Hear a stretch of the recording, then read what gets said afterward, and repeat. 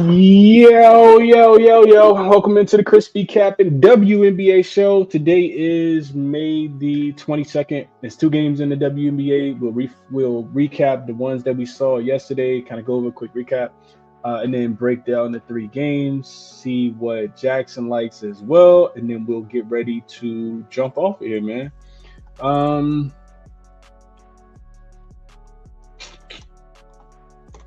All right, so let's jump into a quick recap from yesterday. Only one official bet for me. It was a winner. Courtney Williams, 7 assists, and the Minnesota money line is what I ended up sending out to the members. Talked about Courtney Williams yesterday. Her assist was 6.5. It ended up being juiced because when we did the show yesterday, it was like, I think it was like minus 110, minus 115. Ended up being minus 130. I didn't want to lay that much juice, so I just put the money line in it as well. And as I kind of thought, man, I didn't want to lay the 11 points with Minnesota in their first game back home. They did not cover that spread. I don't think they covered the spread. And let me just double check real quick. I don't think they covered the spread last night, though. They did not. Won the game by 4.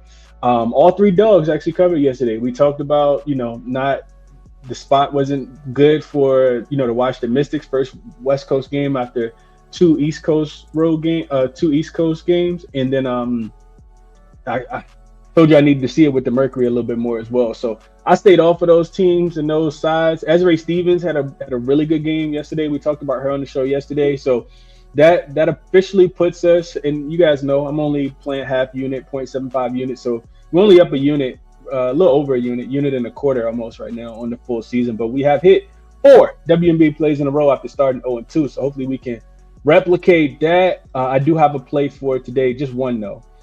Gina says, good morning, Chris. In chat, went 1-0 yesterday in the WNBA. That same game parlay was money, Chris. Let's cash today. I need it, Gina. Good morning, Justin. What up, chat? We back here now. Yeah, Prolific says, what up, my beautiful gambling community? I love the positive energy. What up, Prolific? Deja vu all over again. Jelly says, that's so comedy. I thought we were going over to the WNBA on the first stream. What up, user? Brian says 3 dogs yesterday. Took the card. On NBA makes 4 yesterday. My goodness, favorites today. Not that it's that easy, just feels good.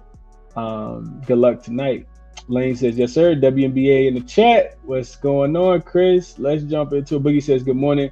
And you were right. We definitely need a larger sample size. A lot of people, but I struggled with this in the beginning of the season, man. And this is why, I kind of I stay off. I don't really get on social media, talking about, especially Twitter. Unless I'm looking for something from somebody that's going to give me some information, not a play, but some information like somebody who somebody who follows the team. Because you see plays coming out left and right, and I'm just like, I can make a case for it. I can make a case against it. I think one of the hardest things I've had to do in my sports betting journey is take a step back and feel like I don't have to force plays. I see people forcing plays, or maybe they feel confident enough. I'm like, bro, we need a little bit of a larger sample. So I stayed off of those games yesterday, but I thought Courtney Williams 7 assists and a win was good money yesterday, and it ended up being. So let's jump into it for today. jaXon yesterday was on. Let's see if I can find it real quick. jaXon like Maddie Siegrist up and over her 9.5 points. That was a loser, I want to say. Yeah, she only had 7. So first time Maddie Siegrist is going under. And jaXon also like Kelsey Plum over her 3.5 threes, and she didn't get there either. She finished with I think Kelsey Plum finished with, oh no, she did hit 4. Okay. Yeah, that fourth quarter where they scored 33 points. Okay. So 1-1 night for jaXon yesterday, and we try to do a little bit better today. So same thought process. What are the 2 best WNBA player props for today? jaXon likes Brianna Jones. She plays for the Atlanta Dream, up and over her 14.5 points. Says she's been a consistent offensive force for the Atlanta Dream, hitting the over in 100% of her games this season, so 2 for 2. She's averaging 17.5 points per game, and has been particularly effective at home facing the Indiana Fever. Has been particularly effective at home. This is their first home game. That don't make sense. Anyway, facing the Indiana Fever, who ranked poorly in defensive efficiency, Jones is in a strong position to continue her scoring streak. This is a high probability play given her recent form and favorable matchup. jaXon also likes Caitlin Clark to get 10 dimes, so 9.5 over on her assists, minus 140 on BetMGM. See if you can find a better line, of course. Always shop around. Check out that link in the description for Odds Jam if you guys are interested. It says Caitlin Clark has been a playmaking machine for the Indiana Fever, hitting this line in 100% of her games so far this season. She's averaging 10.5 assists per game and faces an Atlanta Dream defense that ranks last in the WNBA in defensive rating. Clark recorded 11 assists against the Dream in their first matchup, and with her ability to exploit defensive weaknesses, she's well positioned to hit this over again. jaXon likes Caitlin Clark over her assists, Bree Jones over her 14.5 points. Now let's get into what I think about the game. And I do think that I need to first and foremost go in here and update these lines, because I know that this Fever and Indiana game, this total is up. This thing is moving, man.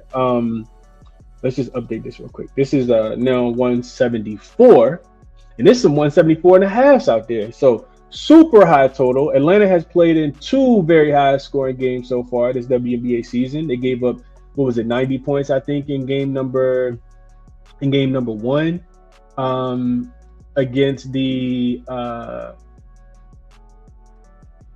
they gave up 90 points in game number 1 against the Washington Mystics. I'm sorry, I'm drawing a blank. Yeah, 90. I think let's see real quick. It was 94 points in game 1, and then gave up 90 points in game 2. That immediately makes me think Indiana Fever probably could go out here and score 100 points. It's Atlanta first game back home as well.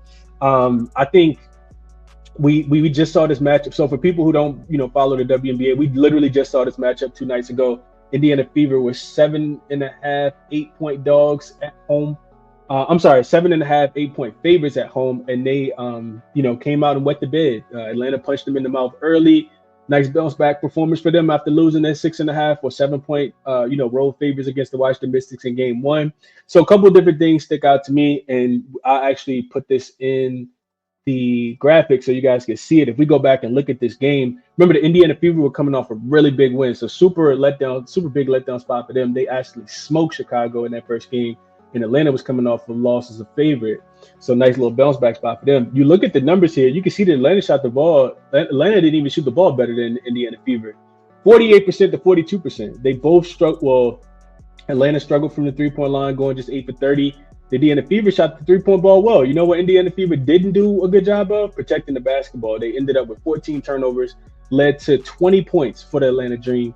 And I think that was one of the biggest deciding factors. Even though the game felt like it was out of reach, like Indiana stayed within a point.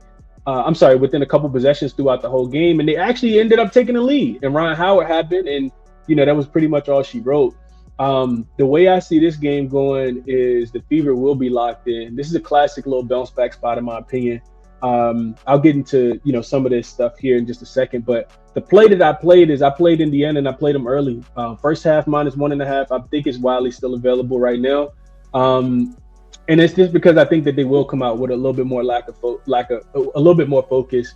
I think that they do a better job taking care of the basketball. And I don't want to discredit Atlanta because Atlanta is, going to be pretty good. Alicia Gray, Ryan Howard,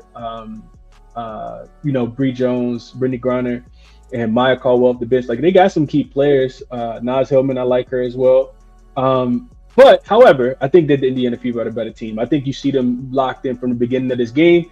When I looked this up in the sports, in the database, when I looked at these teams that are playing the same exact team, they previously lost as a favorite, then they are road favorites in the next game, and it's a regular season game because I wanted to make sure I excluded the playoffs. 9-4 straight up, 7-5-1 against the number, 8-5 to the over as well. But the one thing that stuck out to me more than any other thing, they're +6 in the first half. So as far as point differential, so I did play Indiana early. Like I said, I think they come out sense of urgency early.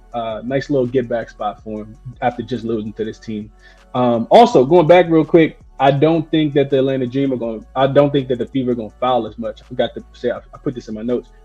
Fever, you can see that they shot just 61% from the free throw line, lost the game by 1 point. Also fouled the Atlanta Dream 32 times, sent them to the line 32 times. I don't think that's going to happen again either. I think we see Atlanta's free throws come down a little bit. So if I'm betting full game, I'm probably still landing with the 3.5, but I did take the Indiana Fever early. First half, -1.5. Couldn't talk anybody else from Caitlin Clark. Props. Even on her worst days where she's not, they're not playing well, she still goes out, has 27 and 11. Only had 5 boards in this game, and I think jaXon liked her 6.5 under as well. Ended up being a winner.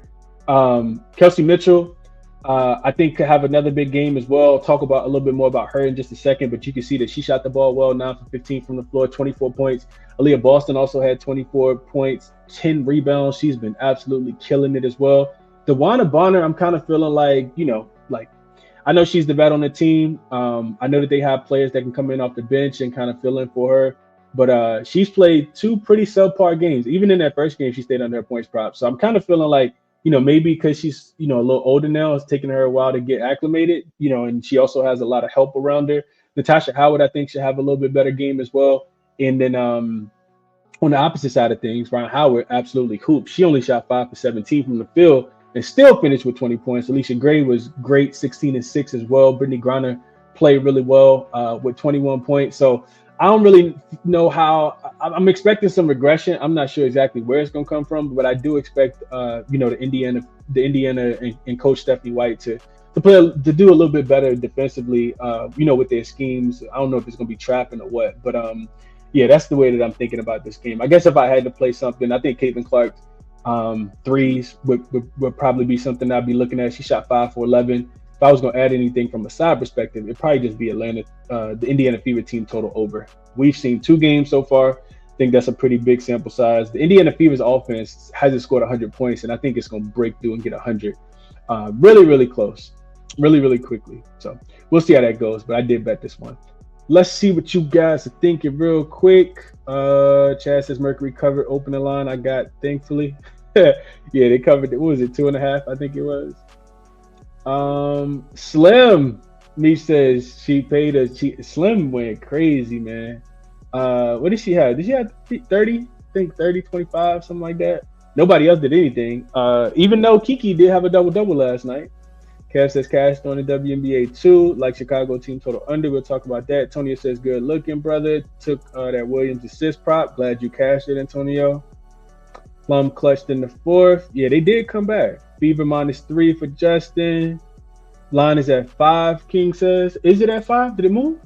Oh, yeah, it is 5. Okay, 5.5 now. I didn't bet it, but I do agree with it. I definitely agree with it. Chad says Fever first half would be my play. Would think they come out strong after that horrible start last game. I'm on it, Chad. Let's cash it. Toro says, I lied Kiki's rebounds and played Paige Becker's double-double. WNBA has been great to start the season. Kiki got a double-double again last night. Atlanta's three-point defense is not good, Adam. They gave it up to Washington in the first game, gave it up to the Fever in the second game. She shot 44%, 47%. He says Caitlin Clark had 4 in the first game, 5 in the last game. I would take her over to hit 5 threes and over her assists. Couldn't talk you off, Adam. Let's see. Chad says Sky can't keep up with good offense. It's a huge number for Libs coming off a massive win over the Aces, but still would only look at the Libs. Ball Talk says Fever are a fun team to watch, but those girls have no intentions on playing any defense. I think that they will, though, Ball Talk. I can understand what you're saying, but I think that they will in certain situations. Now they're not going to be great defensively, and they're also one of those teams that flow. They have a flow with them. So if they, are playing good defense, is going to lead to better offense because they're going to be able to get out and run in transition, kind of like OKC. And I don't accuse me of saying that their defense is good as OKC, but sometimes teams need one thing to go right for the other thing to go right, and that's when I think the Fever are going to blow you out. Is when their defense is clicking. So we'll see. I think that they win the game and cover the number. DJ says, we know that the Dream want to play with pace. Does this change today since they are playing the same team? Absolutely not. DJ, I would only be looking towards the over. I didn't bet the total, but opening at one. So real quick, let me just go back and look at my notes from Thursday's game. So that total was 171.5. And I don't even know what it closed at, but this one is up to 174. So sharps are betting it over. Public, somebody betting it over, and that's the way I would agree with the movement coming in on the over. Baltar says, facts, Chris Bonner was out there throwing bombs, running like Coach White might need to reconsider her minutes. I mean, she did. Look at the screen. She only played 16 minutes. That was the lowest. It's right here. Well, you can't see this, but yeah, it's the lowest. She's right here at the top of the Indiana Fever. She only played 60 minutes. That was the lowest of any starter in that game. All right, let's go over. I think we did a pretty good job. Liberty and the Sky are up next. So real quick, I want to make sure that I check. So the injury report for the Fever, I forgot to talk about that, but Sophie Cunningham could return. She did miss the last game. She missed the first game too, I think, right? She got that whole, allegation. She's been, if Sophie is in the news for not good reasons. Just you look it up if you're curious or don't know what I'm talking about. Anyway, Sophie could return today. Jordan Canada continues to be out, so got to mention that. But that doesn't change anything in my opinion. The New York Liberty and the Chicago Sky game. New York has a clean injury report, and Chicago has Mariah Jefferson listed as out, which does impact them in my opinion. So we got Courtney Vandersloot playing against her old team, Kia Nurse, Ariel Atkins, Angel Reese, Cardosa, and then the Liberty, the defending champs, are not a team that I'm gonna be really trying to fade at all. I know that they only played the one game. I think both of these teams haven't played since Saturday. When I was looking into it yesterday, just wanted to double check the spot for the Liberty. So the Liberty do have a game in Indiana against the Fever. Today is Thursday, so that game is on Saturday. I'm not sure if they look ahead to the Fever. I would guess not, but that's something to take into consideration. The game is in Indiana, and then on the other side of things, the Chicago Sky play against the Sparks, and that game is not until Sunday, so they got a little bit more rest after this game, just one day of rest. When we look at the head-to-head matchup between these two teams, because they are fairly similar, even though the Liberty are really similar, the Chicago Sky are a little bit different. We only have a one-game sample size of them, and they absolutely got smoked by the Indiana Fever. The Indiana Fever are not as good as the Liberty, in my opinion. Do we see a little bit of an exhale for the Liberty, though? Everybody was on the Aces in game one. I leaned Aces in game one as well, thinking that they would spoil the night. And the Liberty, if you got a chance to do some reading about the game, the Liberty knew that they were going to have a target on their back in game one. They wanted to make sure that they protected them, protected their, home court in that game, and, didn't want to have anybody spoil their ring ceremony night, the Aces included. And we saw them, but again, the Liberty will be a team that turns it on at times and turned it off at times. It's really hard to gauge the Liberty. 11 points is a lot to lay on the road. They have absolutely obliterated the Chicago Sky team over the most recent matchups last season. 81-67 in the most recent game, 91-76 in the second to most recent game, and then 88-75. So 3 straight covers, 3 straight wins, 8.5, 9, and 3.5 was what they were laying in those 3 games. So yeah, I don't know. I kind of feel indifferent about the side. 11 is about right where it should be. I think we need to see a bigger sample size for Chicago. The one thing I think that is interesting here is the total, though. I think if I had to bet the total, I would be looking towards over. This Liberty's offense is really, really good, especially, Phoebish, getting herself back acclimated. She's back with the team now. She'll probably play a lot better than she did in game one. Maureen Johannes is really, really good. Her ability to be able to knock down the 3-point shots. We saw Chicago really struggle to guard in their first game against the Indiana Fever. And then outside of that, we also saw Chicago with Coach Tyler Marsh. He wants to play a lot faster. So this total is coming up from 162 up to 163.5. It looks like some 164s are available as well. That's the way I would bet it. I would bet the over. This is not 166. I'm sorry. I need to change that. I'm talking about how I bet it over and don't even got the right total on the screen. This is consensus is 164 right now. There is a 163 in the market though. I'm sorry, 163.5. That's the way I would bet it. I'll probably just take the over. I think the Liberty will be able to score. Chicago wants to play fast. We saw that in the last game. Not sure how much success they'll have, but I think that they can contribute. They probably have. Let's look at their team total real quick. The team total for Chicago is I'm on NBA. Let's go WNBA. Let's go team totals. Chicago's team total is 77. So 76.5 is what they would need to get to. The Liberty is 87.5. I think they can get to 90. I think Chicago contributes 77 points as well, but just based on the pace. So yeah, I would play over if I was betting anything in this game, but I did not. As far as player props, I think there was one that I wanted to share with you guys. Let me just look at something real quick.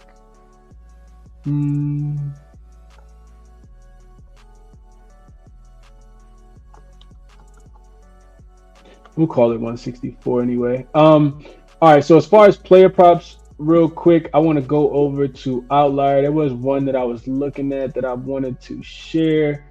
And it actually is not even in this game. I forgot to share this in the last game. So let's go over to Outlier. This is actually it's not actually. We talked about this already. This is Kelsey Mitchell up and over her 3-point prop. Potentially even to get the three. So this is 1.5, but this line actually is not available on most books. Nice little parlay piece. You can see DraftKings got it at -210. But Kelsey Mitchell's going to shoot a bunch of threes. You can see her attempts. Well, actually, she hasn't shot a bunch of threes. Only 4 and 3.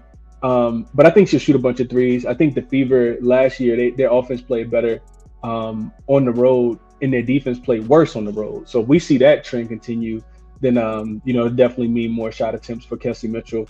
And she just got to be able to knock them down. If we go in real quick and look at Bree Jones, which jaXon liked as well, her points prop, 16 and 19 in the first 2 games. She is averaging 12.5 field goal attempts, shooting 48% from the field if you combine both of these games together. So I know jaXon likes her up and over. I couldn't talk anybody off of that. The Caitlin Clark rebounds, let's see what that line is set at, because I do think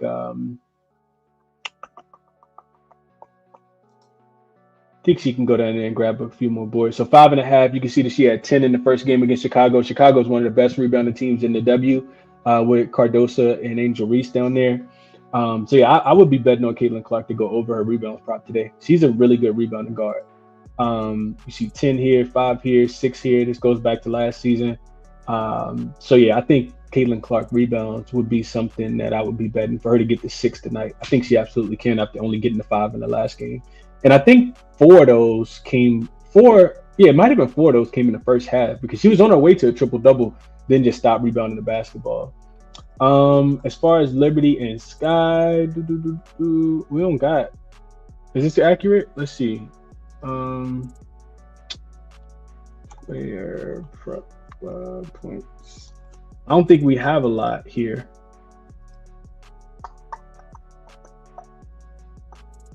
We got some lines. They just actually only available on Bet365 and ESPN Bet. So if you guys got access to those, it looks like Angel Reese is at 14.5 points. Ariel Atkins is at 14.5 points. I really like Ariel Atkins a lot. I think she, does great for this offense. However, her minutes were a little sketchy in that first game. So that's like I was actually kind of shocked that she didn't play more, because they needed her. They needed her to score. She was actually on the bench. So I leaned her points in game 1 against Indiana. Probably just gonna see where her minutes go today. But 14.5 for her. Cardosa sitting at 10.5 or 11.5. I would be looking at the under on her. Stewie at 20.5. I don't think I would touch that. Leonie Phoebus is only at 7.5. I think she could be somebody that goes over. And then we gotta look at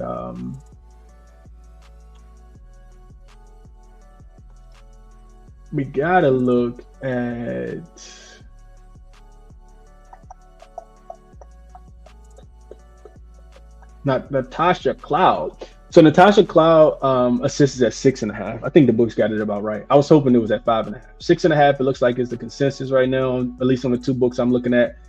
She is more of the point guard. So now Sabrina can actually play off ball a little bit more.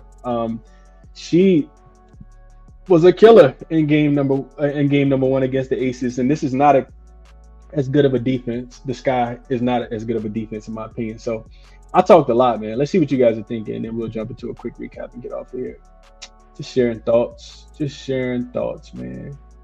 Kev says I like Chicago team total under. Oh, I read some of these already. Let's see.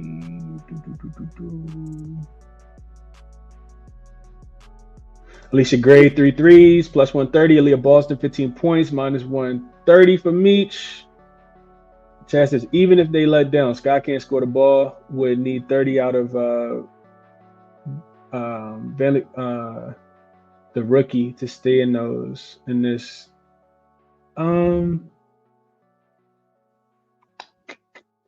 Kind of agree with that, but that team total is so low.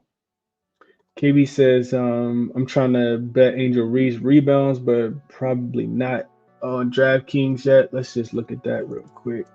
Player rebounds, Angel Reese. Let's see if they are up. They should be up. Yeah, 13 and a half, though. Jesus Christ. 13 and a half available on ESPN Bet, and it's minus 125. Bet 365 got it at minus 115. I'm off Angel Reese. That's a little too high for me. Gregory says he's taking Caitlin Clark double-double. Chad says very hard matchup for Angel Reese. My guy Stewie and JJ Larkin. That's a fact. We'll see if they're locked in, Chad, because we know the Liberty can let down in certain spots, but I agree.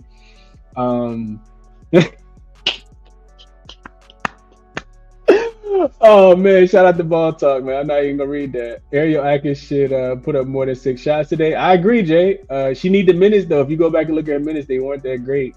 Chad says one line for Nair Sabali. If this goes how I think it is, the Liberty bench should get extended run. I can see that. You're not gonna get that line though. But he says laying 11 last season. Laying the 11 last season, they won 3 or 4 matchups by 13 or more. Yeah, I talked about that. Real quick, let's just get to that trend real quick. I can pull that up. I should have probably did this last night. So last season, the Liberty, I remember them playing the Sky. I think they played them on a Saturday last season. Let's see. When they were road favorites last season, they did finish 13-7 as a road favorite, won the games by average of 11 points. So if you want to use historical data, because the team is about the same. When they were double-digit road favorites, they were 5-2 straight up, 4-3 against the spread. So the games that the last 3 they won, they did cover. They beat the Wings twice, smoked them 14-32, and then beat the Mystics by 16 as well. Started the season off a little sluggish though, with a loss to the Mystics. They were laying 11.5, lost the game. Won the game by 5. Then against the Fever, I remember this one too. I think it was like early in the season, 78-83, lost that game. Fever defense played really well at home. And then they got a win in here against the Sparks. They beat the Sparks by 35. They were laying 11.5. So 4-3 last season. 4-3 to the over as well. Caitlin Clark, I think she could get the 10 assists for sure. What else y'all saying? Chicago plus 11.5 early season motivation for this guy. Should keep the game close. They need to be able to compete with playoff teams if they want to make it to the playoffs, DJ says. I agree with that. I do agree. I'm just not sure what the rotation going to look like. They're going to need some of those guards to play well because I don't think that their bigs are going to play that well. Like I wouldn't be betting on Cardoso and Angel Reese points in this game, not against Stewie and Jaquil like Chad said. I agree with that. Tom says I don't trust Caitlin Clark points. You never know if they guard her left hand off the dribble. Scott not making the playoffs, Chad says. I gotta go and look at it a little bit more. Let's get into a quick recap. Like I said, the only thing I'm on officially is Indiana minus the 1.5 in the first half. I think that line is still available, but it's probably moving now. I sent this out yesterday, though. I knew I was going to be on this. Yeah, it's moving now. It's up to 2.5 on most books. Actually, up to 3 on most books. So you can still get 2.5 on a couple books. Looks like ESPN Bet still got the best number right now, minus 115. And then I think Chicago and New York goes up and over the total. Not sure if I play it. If I do, it'll probably be a smaller play, though. So, yeah, use the link in the description if you guys want to sign up. Best of luck on all your action. Check the resources out as always. jaXon, Outlier, Moneyballer, OddsJam. As we start to get more data, I will start to use Moneyballer a lot more for WNBA as well because it kind of quantifies everything and gives us a nice little, data points. Nice little entry for all the data points that we need to handicap the W's, as well as the NBA, the NFL, the MLB, and everything else. So that'll be it for today, man. Best of luck on all your action. Appreciate you all for tapping in as always, man. Enjoy your Thursday. We'll be back bright and early as always on Friday morning. I'm out.